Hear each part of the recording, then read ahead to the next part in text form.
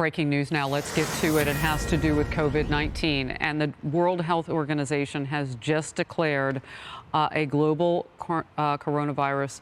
It is a pandemic at this point. Let's talk about what that means. The criteria of a pandemic describes the worldwide spread of a new disease, involves a new virus against which most people do not yet have any immunity. Virus can infect people easily and spreads person to person. We are seeing those things. It implies efforts to contain an outbreak in a region or country have failed. A pandemic describes how widespread an illness is, not how necessarily lethal it is. The WHO has said it is tightening its criteria for classifying an outbreak as a pandemic and is working on a new definition as it relates to coronavirus. Dr. Nicole Saphier is with us now. What does this mean?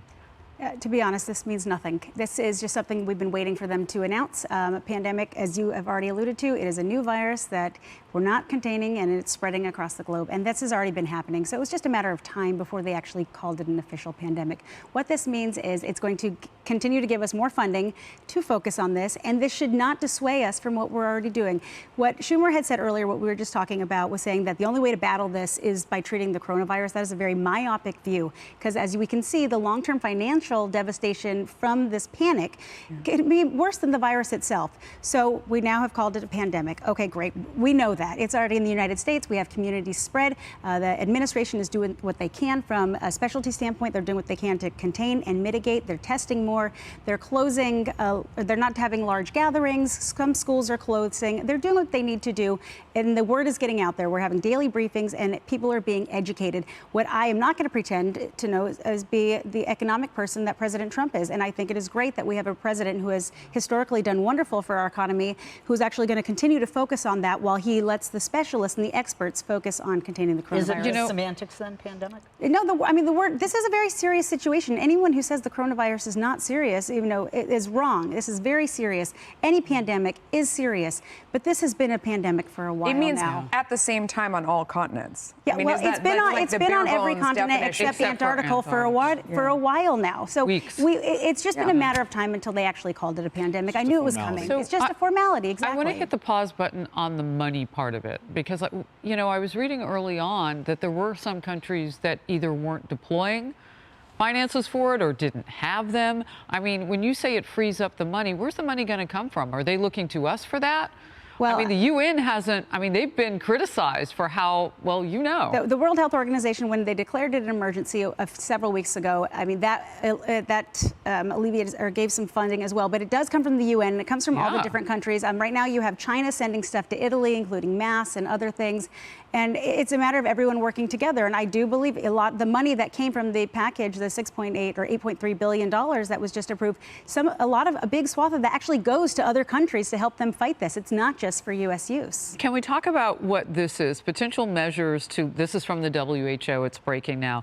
Potential measures to limit personal interactions include school closings, which it's interesting because just this morning we're seeing a lot more of them, right? And I know you're in California, so you know what I'm talking about, Leslie, because there have been many more. Cancellations of public gatherings. We're seeing that with the political rallies. Tom, you had a thought about that. What about going forward, not just with the rallies, but we have a lot of things going on. We got primaries coming up. Yeah. No, in one sense, and we'll see what Bernie does here, but looking ahead to perhaps a general election in a situation where we can't have rallies. I mean, this is one of the things that Donald Trump has done. And this is how presidential campaigns are now conducted. If we can't have big presidential rallies in a lot of these swing states, it's going to completely change the dynamic. It's going to be focused more on social media, which may actually benefit Donald Trump. I don't know. But it'll be something unlike we've ever seen. Well, and/or a place where we've almost never seen Joe Biden this round, and that would be television. Right? I mean, we haven't seen him yet outside of the debates, Leslie, do much television. Well, you know, in terms of ads. To Tom's point in this whole thing, when you just look at Michigan alone, there are approximately 800,000 mail-in ballots, and a lot of those ballots are by the, older population. So this does change the dynamic. Look, you're going to obviously see more of Joe Biden, especially if he's the Democratic nominee, on television. If he doesn't have an audience, does that help? Does he have the money to do the ads? I mean, he got outspent so much into Super Tuesday, but he didn't need it because the party had started to coalesce around him. Super Tuesday was a game changer for money for Joe Biden and his campaign. He has millions to play with right now. All right, and I'm hearing from the producer in my ear right now, my IFB, 1,050, 1050 in just the last little while, cases confirmed in the United States of the coronavirus on the heels, that information coming on the heels of the World Health Organization now breaking news declaring a global pandemic with COVID-19. As Dr. Sapphire has been telling us this hour, we knew this was coming.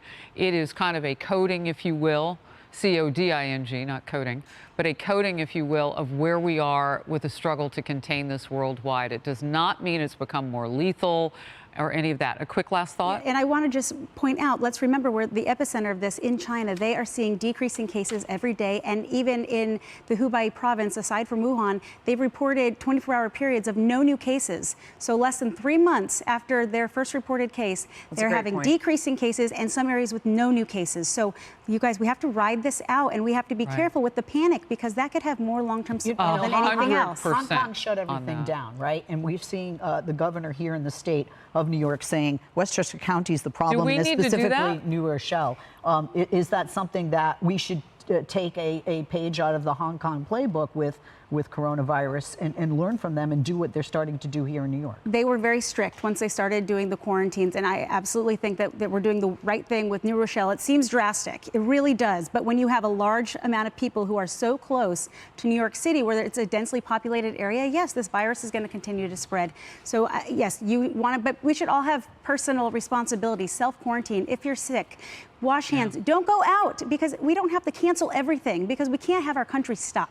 That's not living life. But you can take some responsibility. You can make the decision not to go to certain things. Maybe you don't need to go to all those play dates with your children this week, or maybe you don't need to go to that concert.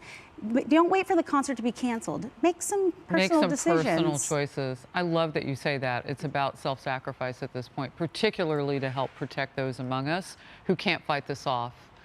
You know, the elderly, those with underlying conditions. All right. The World Health Organization has declared a global pandemic. 1,050 cases in the United States now.